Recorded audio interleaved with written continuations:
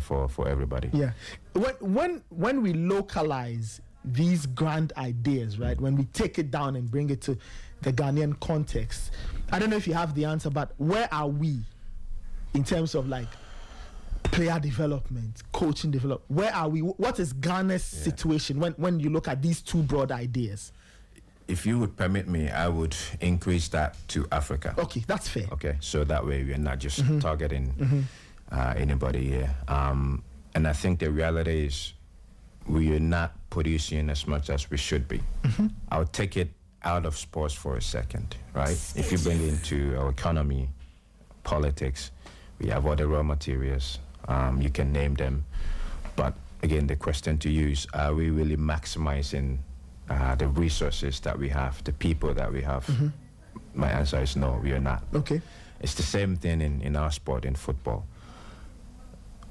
Even where we are now, Ghana still remains maybe our top 3 producers of talent in Africa, exports, I would say.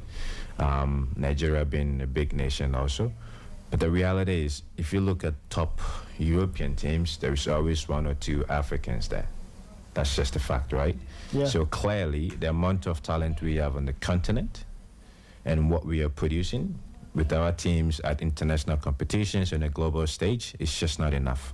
There is something missing.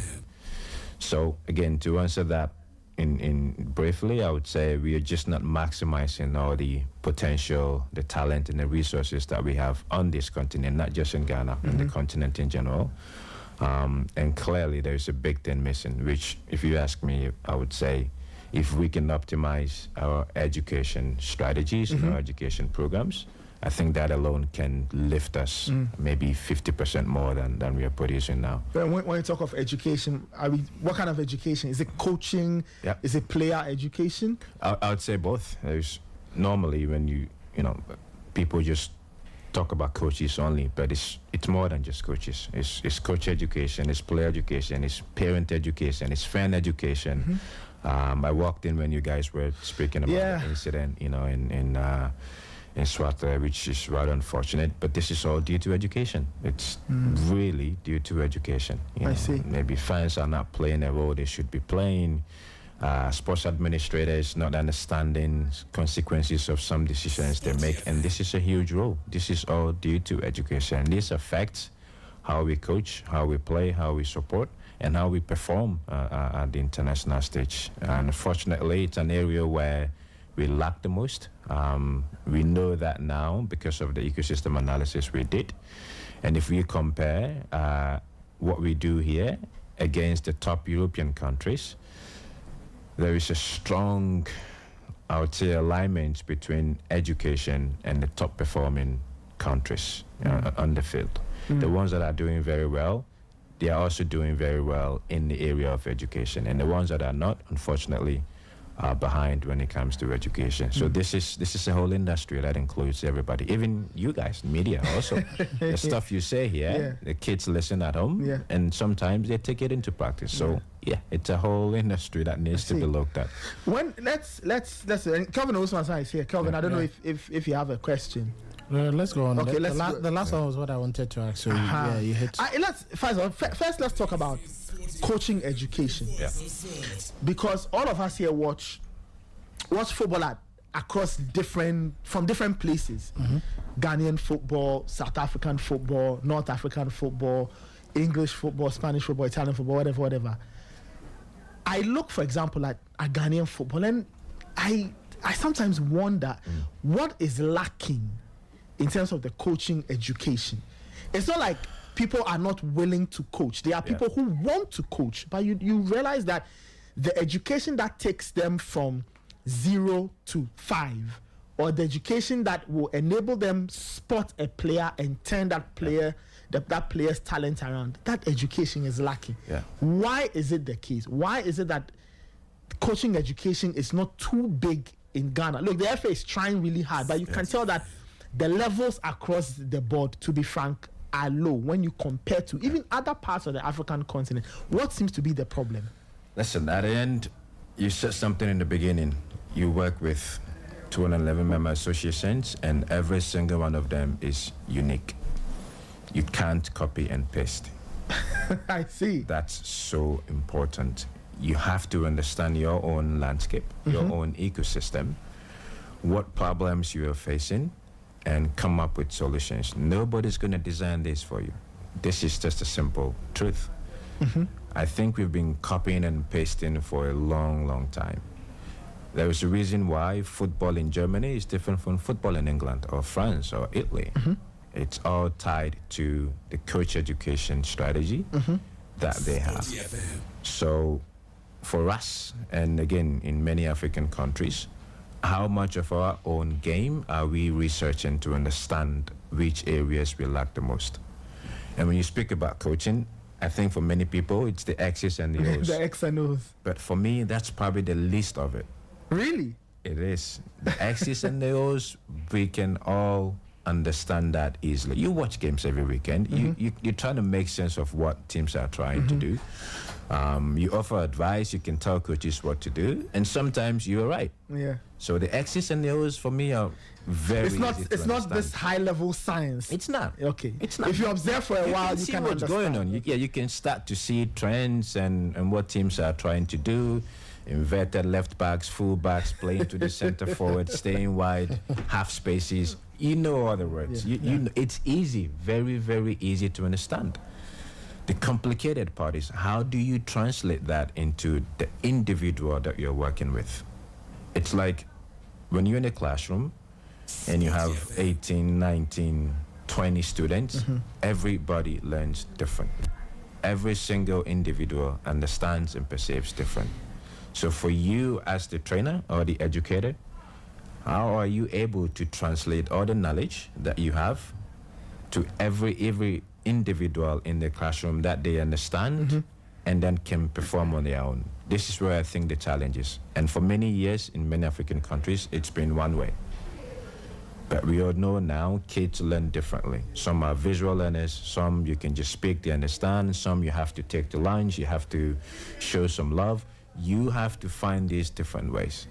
So the question is, in many of our education programs, how many of them really talk about maybe the competencies or the abilities or ways of learning or ways of kids understanding, rather than just focusing on X's and O's?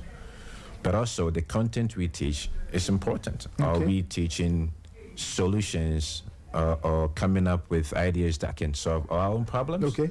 Or are we looking at other people's and trying to copy theirs? So a good example would be Ghana Premier League, right? For many years now, it's been a low-scoring league. For many years. Thank you so much. I'm not the only one who is saying this. For listeners out there, if you've been listening to me, I've been saying this and tweeting this very often. It's true. That the Ghana Premier League is a low-scoring league. For many years, it's a low-scoring. Faisal, why is it so? So again, I don't know. Okay, if you ask me fine. now, how do we know? This is where research comes in. So how many of our games are we researching from year to year to understand why are we not creating more chances? I know for a fact that for many opportunities that come in the game, it comes outside the box. A lot of our players tend to take shots from 50, 60, some unnecessary, you know. So how many of these are we researching from year to year to understand what the problem is? And how then can we take that into our coach education program or to support the coaches, right? So we can tackle this problem. And this is where research and education becomes important. If we are not doing that, then clearly we are not trying to solve the problem, right? And the problem has been there for many, many years. Where are chances coming from? I don't know. Which areas in the field are we creating more chances? I don't know. But this all is the reason why we need to research our own game and understand why we are not scoring goals. Is it about chance creation or is it about just technique? I don't know. I don't know what the problem is. But the only reason to find out is to research our own games. And if you don't have people researching our own game, speaking with, you know, not just maybe coaches only, but you've got your analysts, you've got your nutritionists, you've got your psychologists. We need to understand all this to be able to come up with the best education program that solves our problems. But if we are not, then it's always going to be copy and paste. Okay, what's trending in Europe? What's trending in Man City? Let's try and do that. But maybe that's not what we need. I see. That's not what we need. And that's why I think our education program is not really complete in most African countries. Yeah. I see. Talking about the education, you spoke about the content. Does FIFA have an influence on what member associations do in terms of their own coaching courses, right? Does FIFA have an input? We have best practices that we can share. Okay. Bear in mind, at FIFA, we don't have clubs. We don't have players. We don't have coaches, right? So we are not practicing this on a daily basis. So I think it would be wrong for us to come in and say, this is the way to play, and you should adapt to it. No.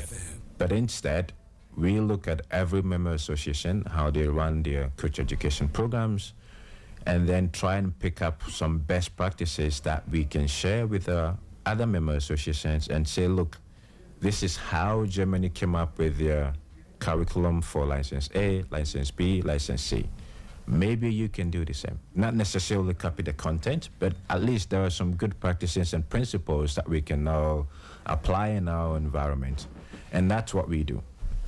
We also ensure that most programs are not far away from the modern game. So now at every FIFA competition, from youth to senior, we have our team analyzing every single action of a player.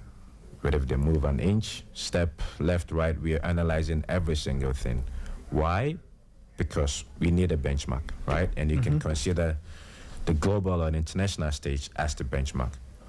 We can now take that insight and then feed it back to the member associations and say, look, this is where the game is heading. This is where, this is how coaches are working now. It means maybe players are thinking faster when they have the ball, or players are operating in smaller spaces, or goals are coming from the half spaces, or stuff like that, or goal chances are coming from cutbacks, whatever. We take that information, because obviously we analyze the games, and then feed it back to every member association and their coach education program. So this way you can, again, identify performance gaps and see where you are in your game, and then benchmark it to the international stage. We do it for all the confederations, which is why I go back and say it's important that you analyze your own game first.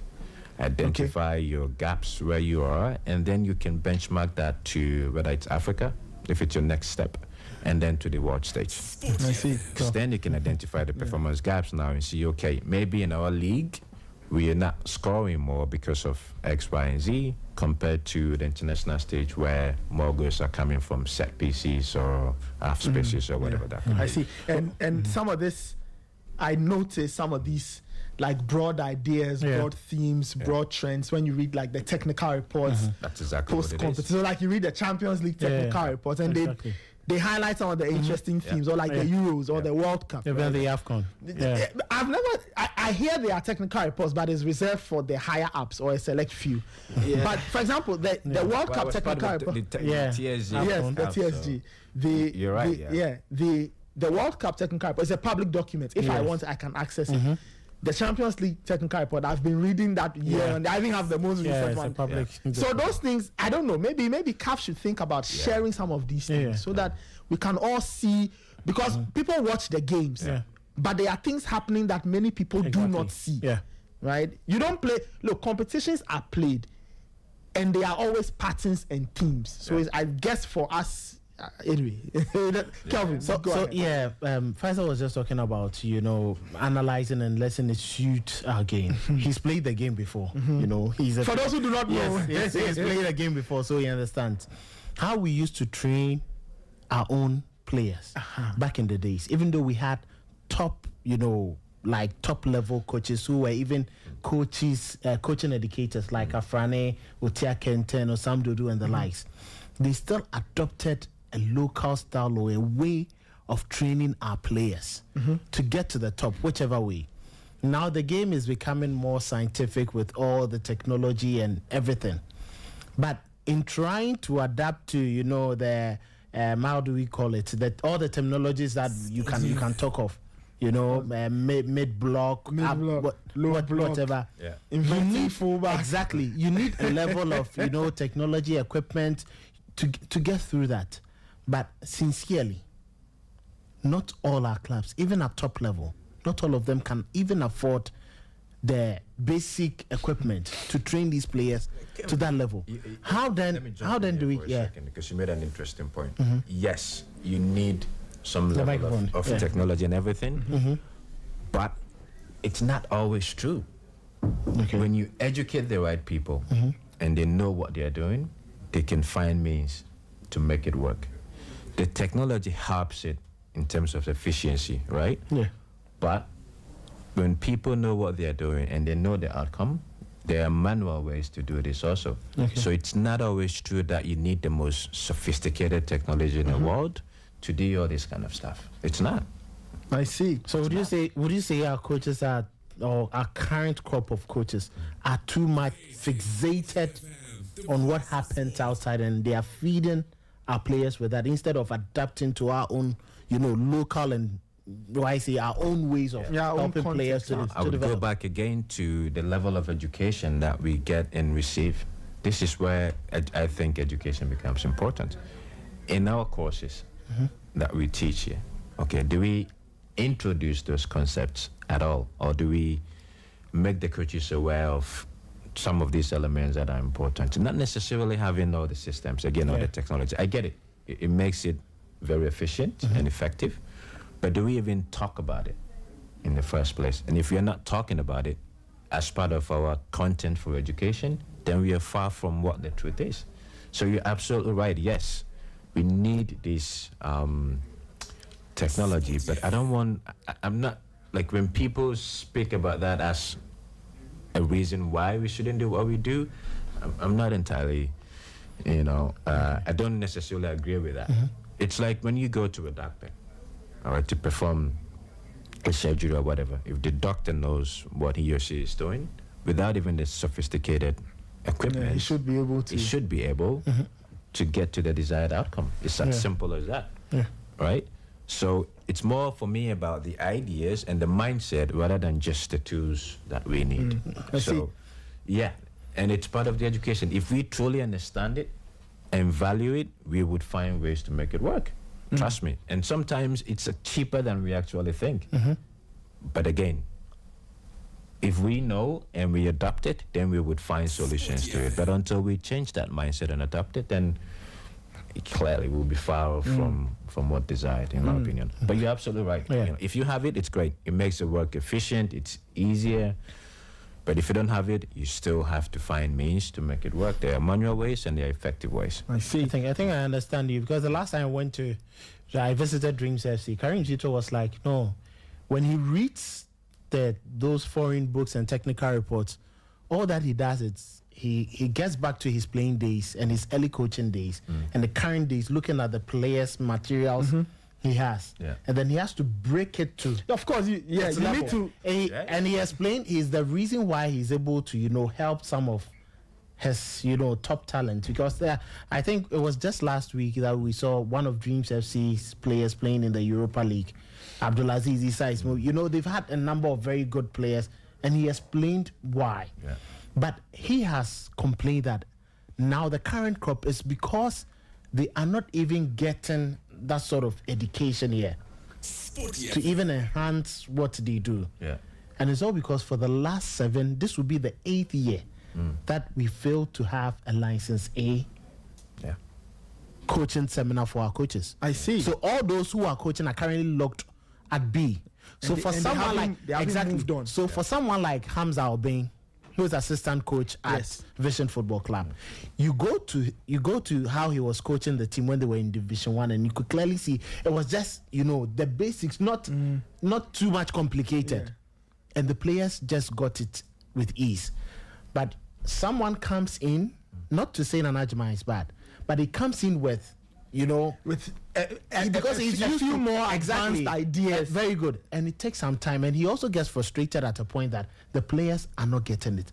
So how then do we bridge that gap? Because I wanted to ask Faisal, this is the player education, and then the coaching education to let them understand that, because some coaches would never want to get to that.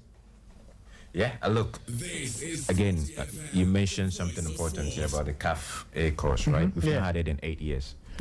But should that stop us from improving our education and our coaches?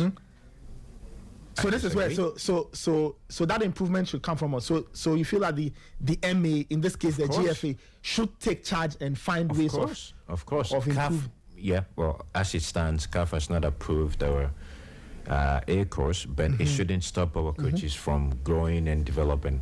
It shouldn't. The license is just a license. You have the license, that's it. But why can't we generate our own in-house advanced education and support our coaches? When was the last time you had our Premier League coaches come together just to talk about the game? Like a coaches forum. Yeah. When? I've never seen that. I think it was last season that it was done after the league and before the league started. But these are things in other jurisdictions happen very often. UEFA does this all the time. All the coaches come together. Even at the World Cup, we did the same. They brought all sit the down coaches and together. talk. Like, you won the World Cup. How did you do it?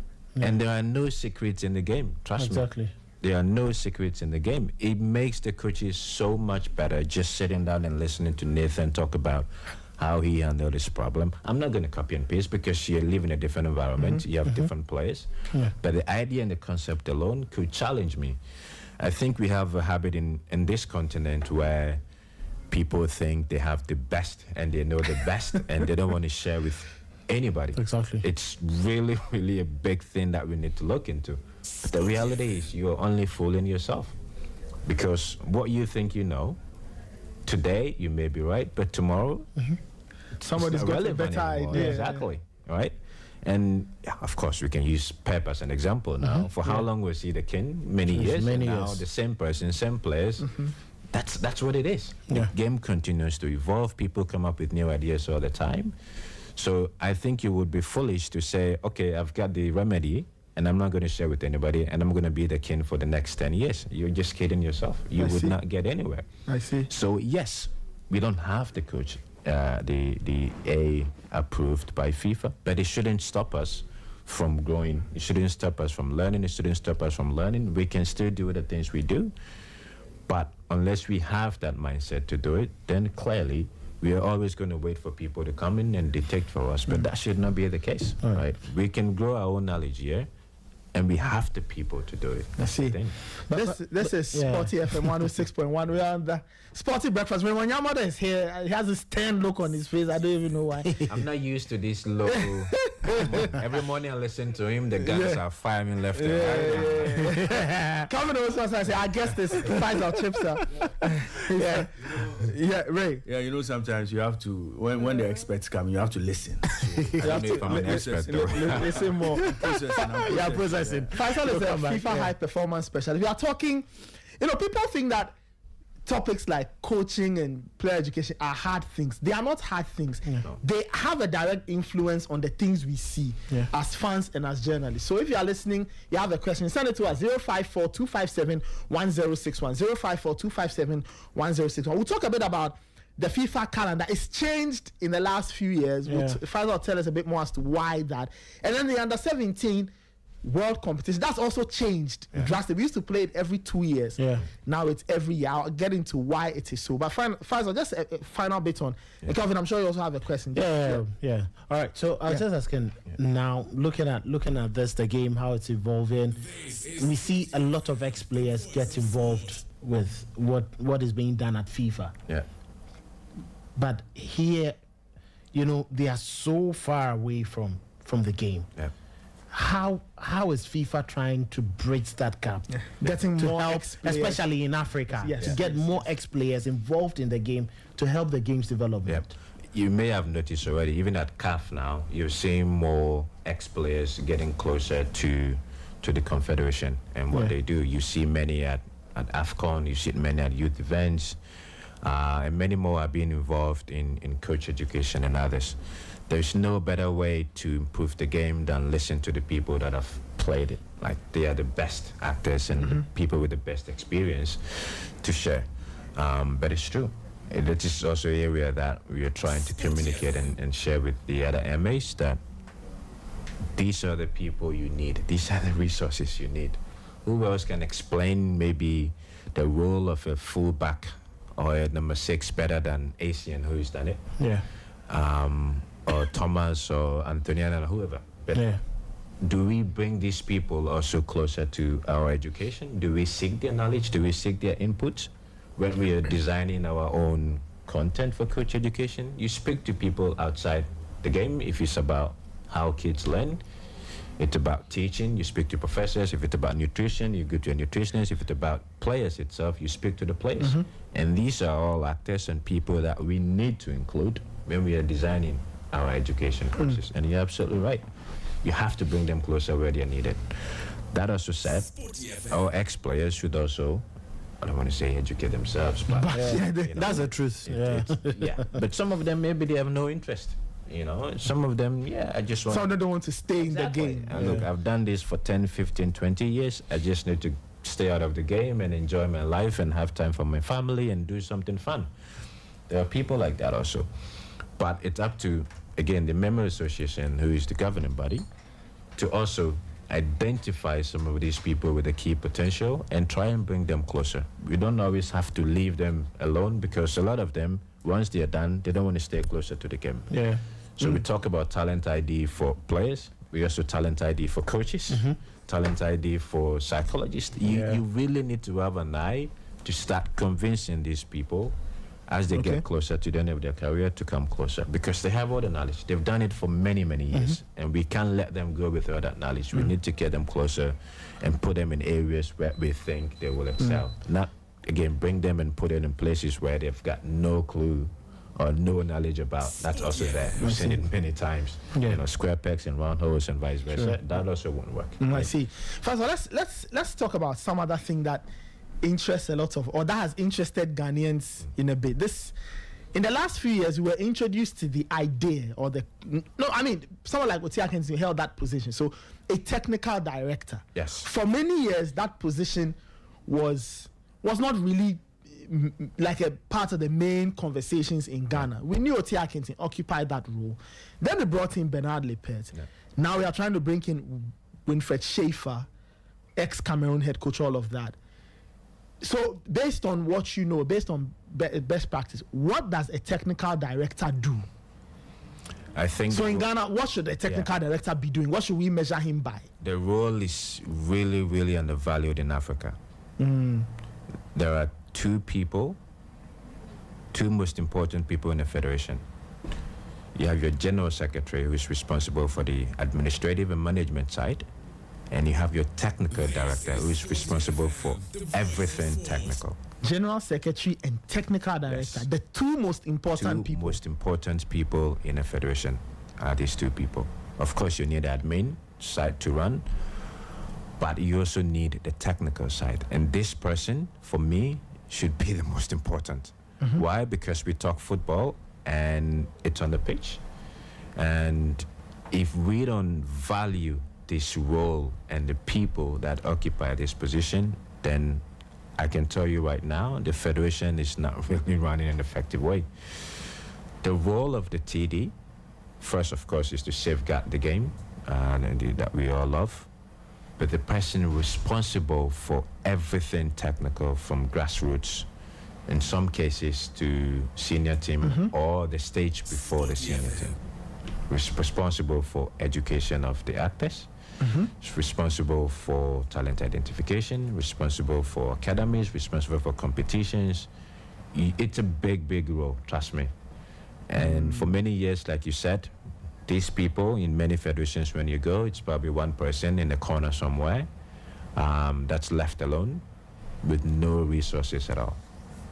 And until we start to value the position and the people that occupy the position, then I don't think we are running football effectively.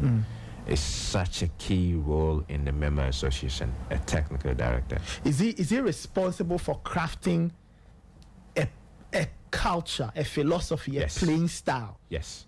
And I need to be careful when we say playing style, but is he responsible for instilling a football culture in the country? Fine. Okay. Yes, he's responsible for that, but not alone. He needs to do it with many, many people. We have a multidisciplinary team that should work with him. But yes, he is responsible. If you ask me, like a president who is responsible for directing the country, it's the same thing for a technical director. He's responsible for directing all football matters I see. in the country. So which means that if we want to judge a technical director, his KPIs should be, like you're saying, basically creating a football culture from the bottom to the very top. Yep.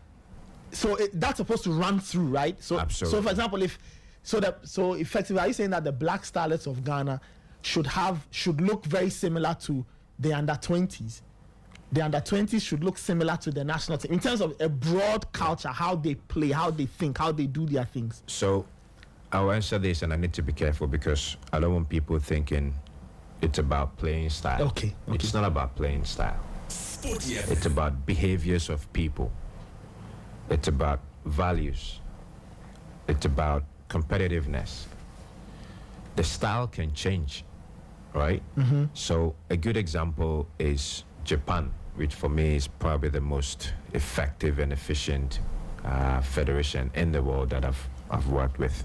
Yeah, they're efficient and effective in many things. Exactly. I was Even there the for country. 1 week. I was blown away. Okay. So what you see in football, it's not different from what you see outside football in the country.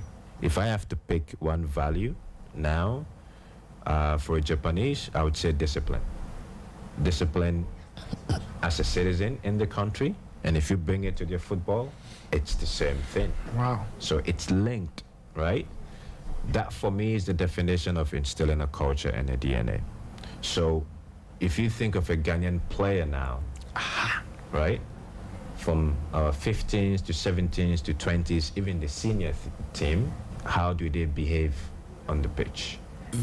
That for me is what I call the DNA. Not necessarily the playing style, whether they're going long or short, but how do these people behave? Okay. Are they competitive? Are they disciplined? Are they adaptable? This is the stuff we have to define as a country, and this is what we have to instill from our grassroots all the way to senior team football. Why? Because the game continues to evolve, right? And if a coach wants to win, sometimes you have to tweak certain things. You have to manage the game. Even now, in a 90-minute game, coaches play different in every 15 minutes. Yeah. Every 15 minutes, something changes. Okay, your opponent changes, you adapt. So the game continues to evolve, even on the field. But the behaviors of the players do not change. If I see a player in a 15, 17, 20, I should see the same behavior in the senior team. And that, for me, is the most important. You watched, I mean, you were part of the TSG, the Technical Study Group, for the last AFCON. Yeah. What did you see whenever you watched the Black Stars? You had to ask, huh? What did you see? A team with no desire, a team with no commitment, not adaptable.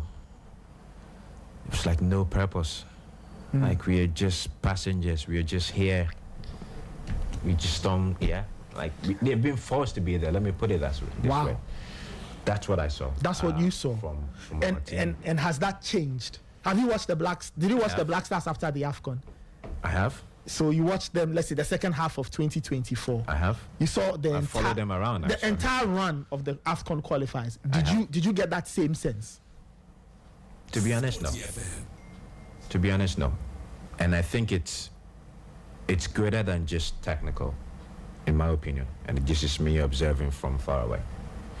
Look, there are teams that have won games that are so bad, but the energy they give you, the commitment they give you, they just want to give it all.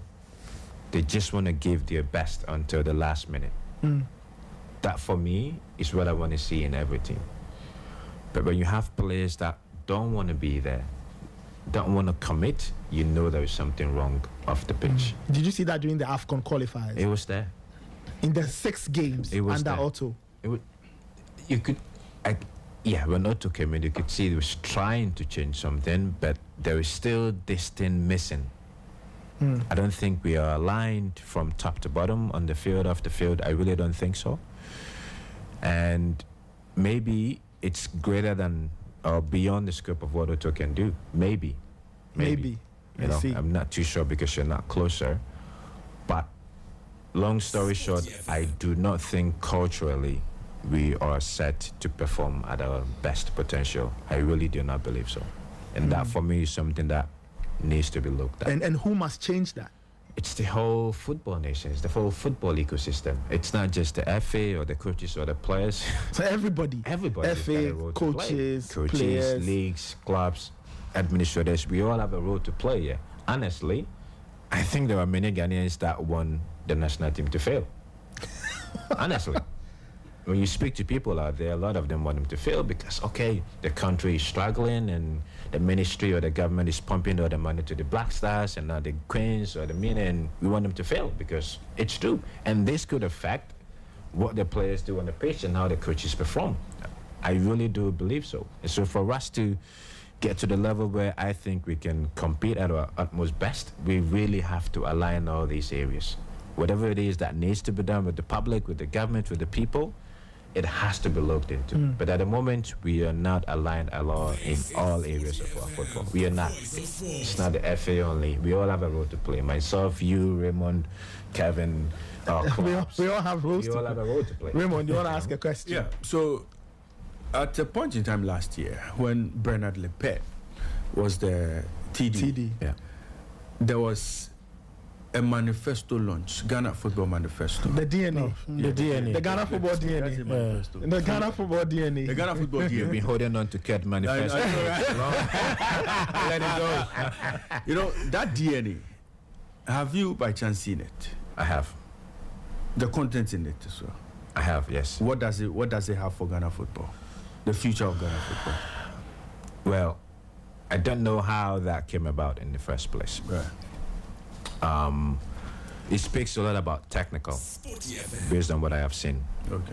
But for me, a DNA, it's more than just technical. A DNA, again, we know what DNA is, right? When you and I are related as We have siblings, similar DNA, yeah. there is something that, brings us together that says we are related. And that's what a DNA for me should be about. But that book is more about technical. It's more about how to teach and coach our players. Do you need that? No. Probably not, right? So if we say we're designing a DNA, it should not only just be about technical. It should be, for me, the holistic approach to how we identify talent, how we coach them, how we train them, how we support them. It should be about values and behaviors that we want to see. Because the reality is every coach is going to be different. Nathan and you would not coach the same. It's going to be different. But there should be some principles, all right? But there should be principles that run Exactly. through. Okay. Exactly. That for me should be the definition of a DNA. So it's not necessarily the formation or the systems. It's about the behaviors and the values that we want every single player, boy or girl, should be embedded in their culture. That for So- me is the definition of a DNA. Right. So if you look around, you can see we have talent in abundance. A lot. Would you say our problem as a nation is the nurturing and the coaching, or is this a talent that don't push themselves to get to the next Now the talents don't know what they don't know, right? When I grew up here, I played a game until I moved to America. That's when I realized, oh crap, I know nothing about football. I may have the skills and abilities to execute, but sometimes the decisions that I execute are like crap, because I did not know what I did not know. So you're right. The talents are not going to nurture themselves. They need people. They need guidance. And that's where the coaches come in. And that's where families come in. That's where media come in. So to answer that, we've just not, I don't want to say coaching, but I like to use the word educate, because it's not just football. It has to be a holistic approach. Academic, character, social, sporting. Everything has to be aligned into that education, because the reality is not all of them would make it to the top. Again, looking around Yeah. and looking at the men and women who are supposed to nurture those kids. Are you satisfied with the level of coaching or So those the level of the teachers, education? so he's educating the educator. Exactly. Hard. All right, and then he can bring it up. The head of education himself, where is he also getting his knowledge, all right, and resources from? So it goes on and on and on and on and on. And it starts from the top. So the guy here, you can say your head of coach education or your technical director, let me put it this way, because he oversees everything technical. This guy is supposed, to have all this knowledge and expertise and resource to affect everything that comes underneath. So from him, how does he even continue to be better in what he does? And then passes on that knowledge to the people underneath, which is the head of coach education, and then it just goes down and down and down and down and down. So yes, we can blame our coaches are not good enough, but where do they know? Where do they go for knowledge? For knowledge. How do they advance themselves as people? How do they get closer to the modern game? They have to rely on somebody, all right, to pass on that information. I see a lot of the times we send coaches to internship to Europe, but when those people go and they come back, what do we get out of it? How can you and I benefit from all that knowledge? Yeah. They just come home and then sit at home with all the knowledge, assuming they gain some, right? But how can we also benefit without even being there? That's part of the education workforce that we need to optimize. It's all part of it. You know, recently, 3 days ago, I was going home. No, last Friday or something, I was going home and I saw this. This was just next to the basketball court on the Hacho Road, opposite the Kwabinya police station. Right? There's this pitch there, and I saw this gentleman coaching some kids, you know. So I just slowed down and I was just watching, and I kept asking myself, who's educating this guy? Yeah. What knowledge does he have to pass on? Does he even have a badge to teach this? We are talking 7 years, 8 years, right? And in places, in the advanced countries, they'll tell you those ages are the most important ages. Yeah. You know? So just like I was telling you in boxing today. who are the boxing trainers? yeah. It's the same. Boxers who have failed to win world titles, possibly failed to have a distinguished proper career, possibly never thought of upgrading the skill. Yeah, you're right. Training boxers who are supposed to be the next generation. How would they become It cuts across every sector of our sports. Yeah.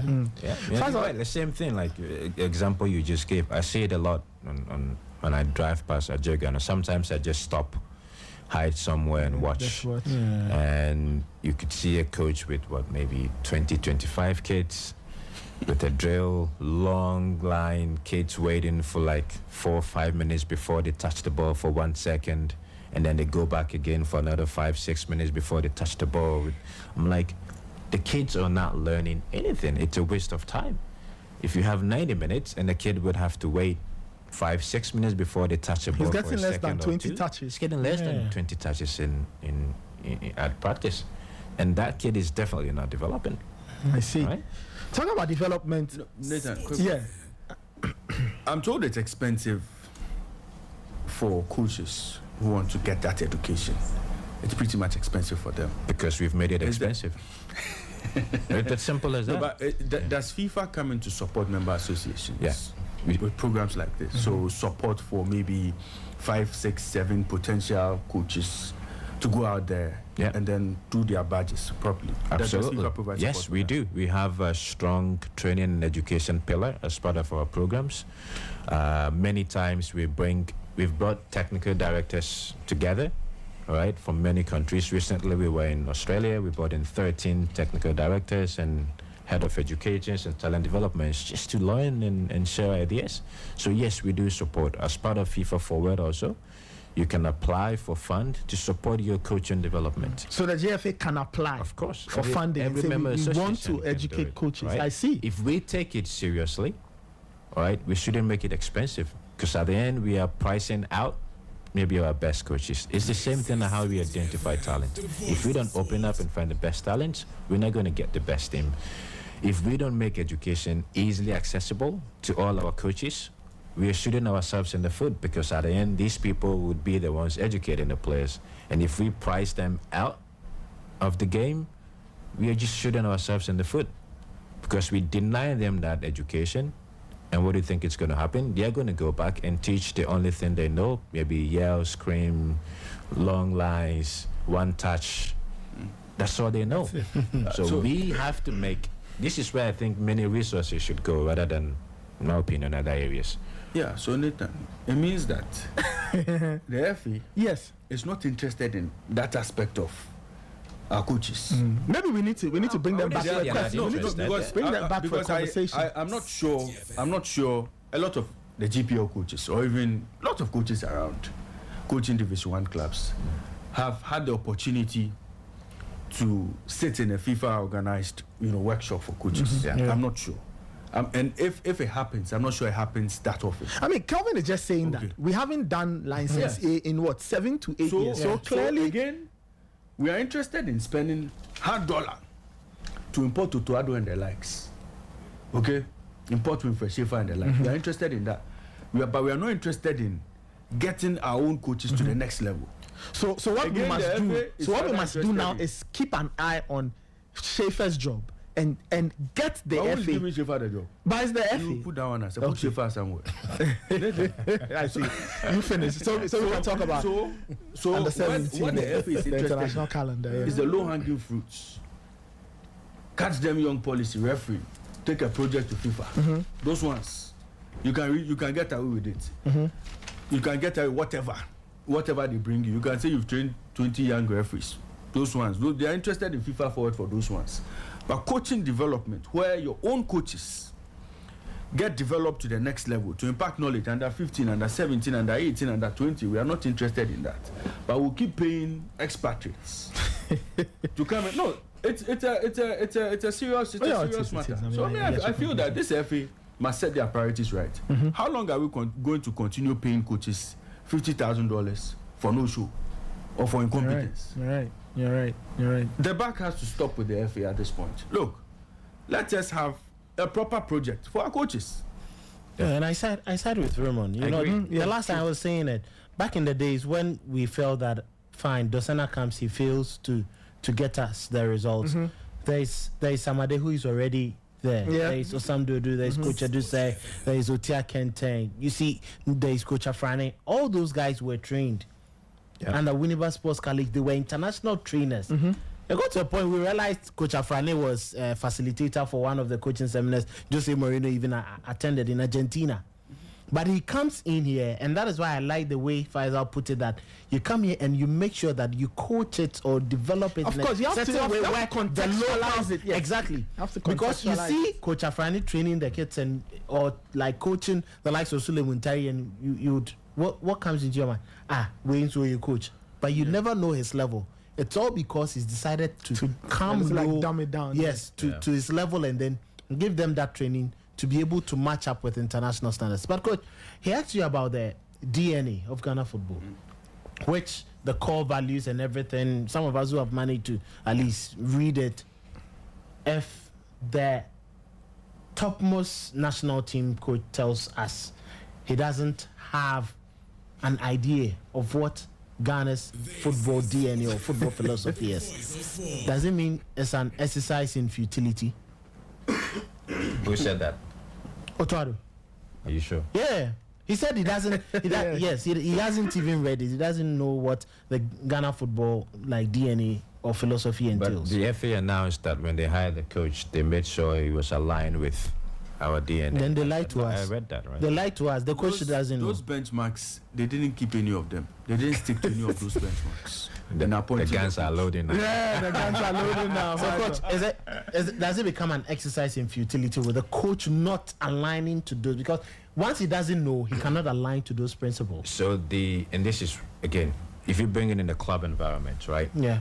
This is a role of a sporting director or a technical director. Even with let's stay within an MA. Yeah. Before you hire a coach, whether it's youth or senior level, again, you really have to ensure that you are aligned with the beliefs and the ideas of the coach. This, for me, is the most efficient way to do it. So if you hire a coach who is not aligned with your own values and beliefs and quote-unquote DNA, then I think you failed from the beginning. As simple as that. So now he's working.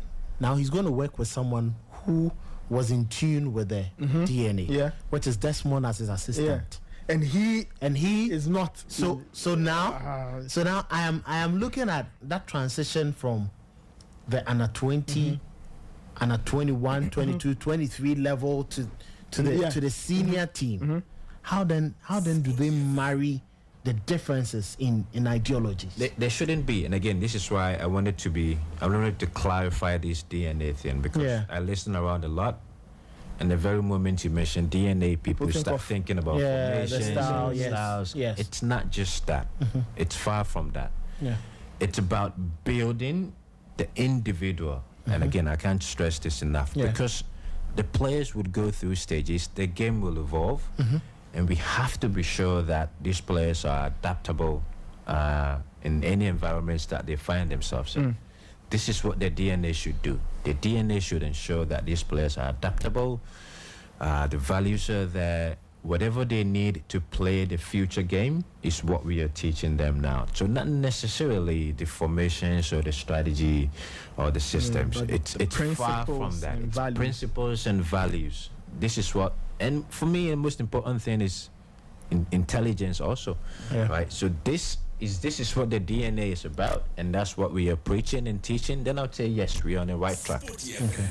If the DNA is just simple about 4-3-3 and 4-2-2, then we've gotten it wrong from day one. Okay, It's not just about that, especially at the youth 17, 15, 20.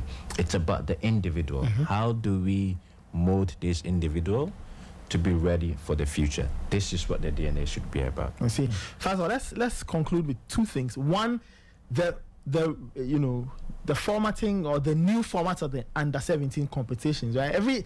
Back in the day, it used to be every 2 years. 2 years, It was yes. played in odd years. Yeah. So Yes. I remember 91, so there was 80, whatever, Yeah. 89, Yeah. 91, 93, 95, blah, blah, blah, In blah. Ghana, we were sending the old men.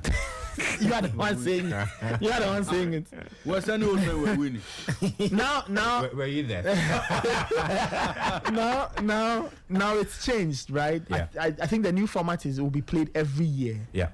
Why that change? What informed that change? And Yeah. as a country that prides itself on having talented footballers, what can Ghana do to ensure that we benefit from this new format that FIFA has put out in terms of the under 17 World Tournament? Yeah, so the expansion was strictly made on the basis of talent development. Okay. So 2020, we did an ecosystem analysis, all the FIFA member associations, and we realized that the players that go on to do very, very well all had good experience at U17 level. Not necessarily winning the competition. Not They had necessarily good winning. experience. As a matter of fact, a lot of people that went on never won it at U17. Yeah, that's true. Yeah. We've won, Africa, we've won probably the most, but it doesn't translate to our senior football. So there is something missing, right? But yes, so most of the players that go on to be better and top at the top level had good experience at U17. Okay. Now, the old format, regardless of when you were born, you would miss out on that experience. So if you're born in an odd year, you would never play a U17. Oh, And if wow. you don't make it, yeah, because you're born in an odd year every 2 years, right? So you'd never have that first experience at 17, which is so crucial in talent development. And then if you're not lucky also, you would miss out on U20, depending on how you make it. So your first could be under 23 or maybe senior. So that discovered FIFA then said, okay, if many talents are performing at the top because they have this experience, why not give it to everybody? Because look, if you were born in an odd year, it's no fault of yours. It's not your fault. Your parents give birth to you in odd year and you miss out. And it's sort of a punishment also to these players from FIFA's perspective. So then a decision came out to why not make it every year? So every kid, boy and girl, regardless of when he or she is born, would have a taste of that first experience, which we've come to know that it's so important in the development of a player. So then we came up with that expansion to make it every year. On the same lines also, we said, okay, why not expand the teams? So again, if we are thinking in lines of development, there's nothing really to win at U17. Why not expand it and give as many kids the opportunity to play? So now 48 teams are going into the U17 World Cup, both boys, and then the girls, it's been increased to 24, 16 to 24. So hopefully we'll increase that to 48 as we go on. But now every kid, if you're good enough and you've been scouted enough, you have the opportunity to play a U17 World Cup. FIFA made that decision. You can say it's a top-down approach, but for bottom-up also, we then said, if we want to expand it to 48 and give every boy and girl the chance, there are many countries that may not be properly prepared for this experience because it's new. 24 more countries are coming in, and we need to make sure the competition remains competitive as we can. So that means supporting as many countries as we can. So we came up with a program where we go on the ground and support the member associations from identifying talent at age 9 and creating the best of environment to develop these players, not just players but the coaches also, until they get to that age where they are able to compete. So from 9 to 12, you should have your best systems and processes to identify the best players, starting from making sure football is accessible to every kid, regardless of where he or she is born, because that's the only way they can play the game. And then out of which you can identify your best players and create the best of environments. And we've come to know that the academies are the best places to develop the players now. Whether it's a national academy or private academy, there has to be some sort of collaboration between the two.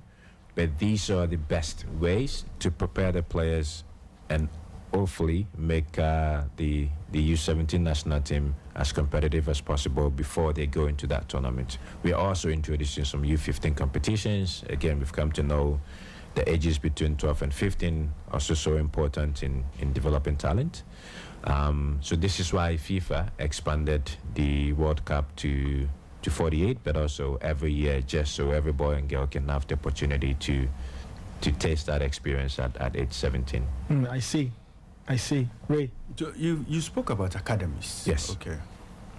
Now, there's a school of thought that also believes that, look, these academies come in strictly with the mindset of shaping our talent for their own good. Yeah. Okay. Yeah. So they have players in their fold, train them, send them abroad. These players play very well for their club sides when they go abroad. When they come back into the national, when they get call-ups to our national teams, they struggle. Almost like there's a difference.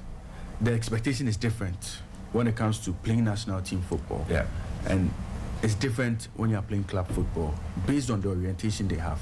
So the orientation they have is mainly to play for a European side or to play like a European player. Yeah.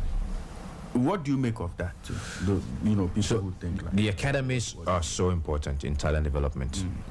I've had many arguments. We need to go back to coast football. Yeah, I get it. You've got a role to play. Don't get me wrong. We need coast football as grassroots.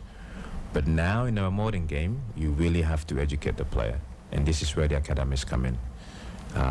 Going back to your question, football is about relationship on the pitch. It's clear.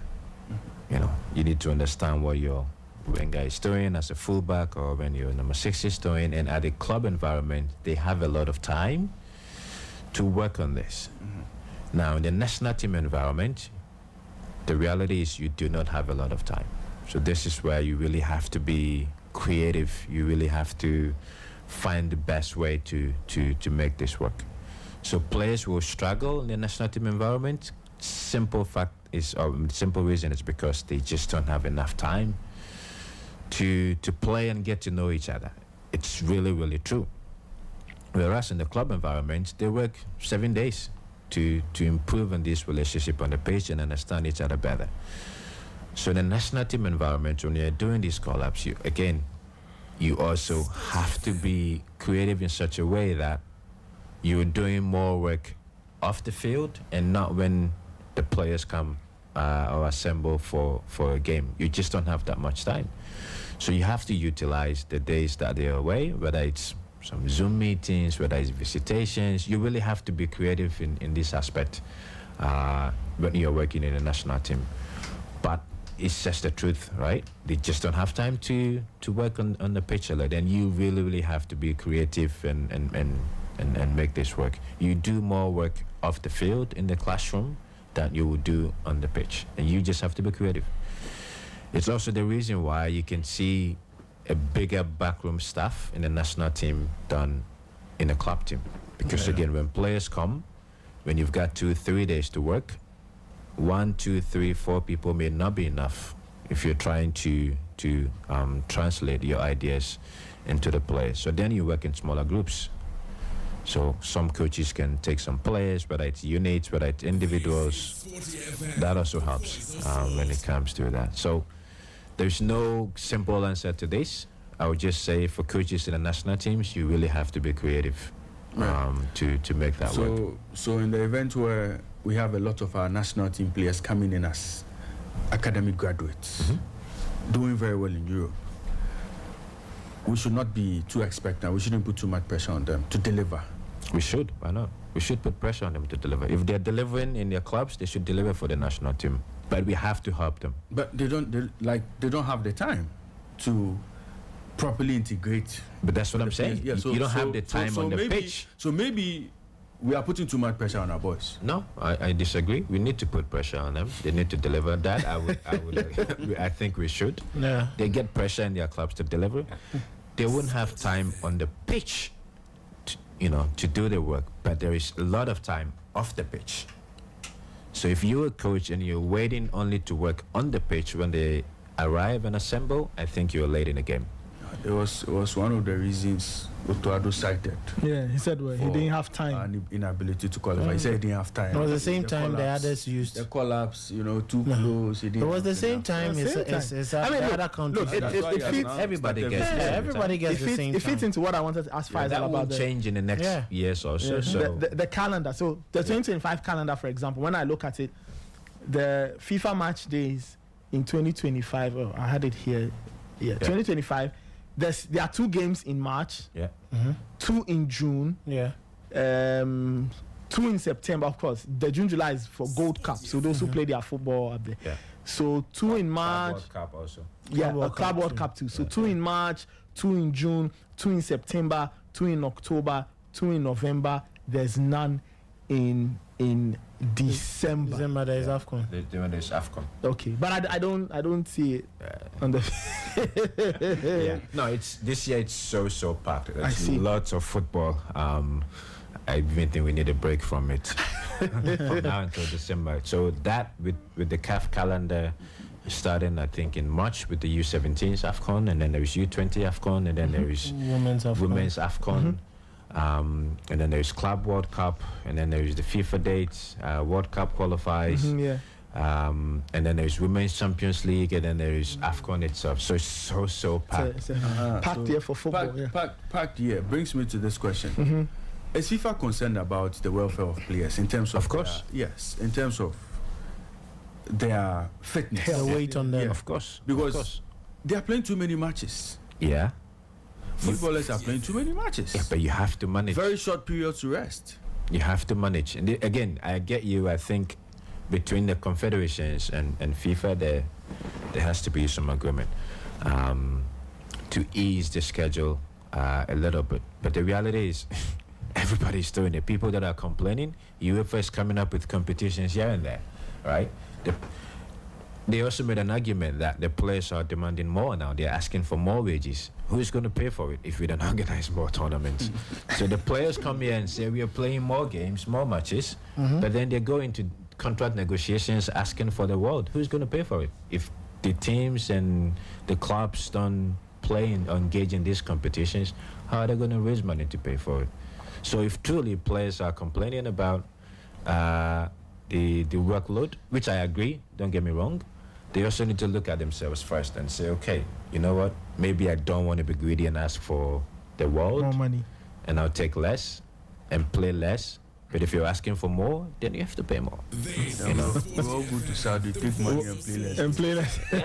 Faisal, that's a final question. I mean, look, you're a Ghanaian and all of that. What are your own expectations for Ghanaian football in 2025? In December 2025, what do you want to look back on and say and see and say that, yeah, I'm happy with Ghanaian football in 2025? So short term, I wouldn't even look at international stage because I think our foundation is very weak, very weak. So it wouldn't make sense to ask for all the glory at the top when we know our foundation is very, very weak. By the end of this year, first, I would say, if we are in a position where you and I can go to a game and feel safe, if my daughter, all right, can go out there and play football, right? Have access to the game. If a kid who lives in Upper West somewhere has opportunity to play the game, I'm talking about the basics and the foundation now. If they can see a pathway, right, through the development and get to the top, that I would be so happy with, starting from the safety of everybody. Because clearly in the past years, our game is not safe. We keep on losing, many lives. Last year or so, I think it was a Coast Club in Kumasi with the bus incident, and nothing. I don't think we've learned from that. Today we woke up and there's another one in Soatre. So we need to take a step back, short term, and just ask ourselves, what are we doing wrong? Is our game safe? Can fans go to the game? Can every kid think about football like 20 years ago when we all want to do it? That for me is step one. Because, Nathan, we are losing way too many lives in our game. And football was supposed to be the fun place for kids, for everybody. But as it stands right now, it's not a safe place for us. And our number one priority as football administrators and sports practitioners is to safeguard the sport and make it a safe place for everybody to enjoy. At least just come out and play and enjoy. And if we are struggling with that, then again, I shouldn't even think we should be talking about international football or U17. We are just failing at the number one thing we are supposed to be good at. And that for me would be a plea to everybody. By the end of the year, we can say, now our football is safe. You and I can go. My daughter can play. Your son can play. And people want to go out and enjoy the game again. And, businesses want to come in and support and change lives. Then I think we've done our job, because that is our number one priority as football administrators. Faisal,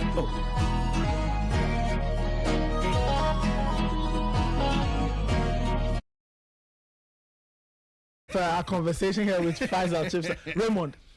Oh, quick one. Yes. You were, once interested in the Black Stars TD job. Is there a role you are still interested in if it becomes vacant? Now, no. Now, no. Obviously, his hands are full. Mama not in so. No. I think in so, bruh. Between him and Shefa. He says now no. Now, Now yes. I think Bring you back. maybe in a couple. All right, thank you so much. Thank you so much, Faisal Chibsah. It's always fun having a conversation with thanks. you. Thanks for the opportunity, man. You guys great. are doing a lovely job, and finally we have a 24/7. Yes, 24/7 all sports station. Sports station we can all listen to. And look, thank you, and you guys are doing a wonderful job. I think you two complement each other very well. Thank you. A good cup and a bad cup. And, Good comeback. the songs, the producing, everything is just excellent. Wonderful. And I wake up every morning looking forward to it. So, welcome, and Thank you. let's make it better. And best of luck with everything. All right, and best of luck to you, and thank you for coming. Thank you all there for listening. That's our show for this morning, the Sporty Breakfast.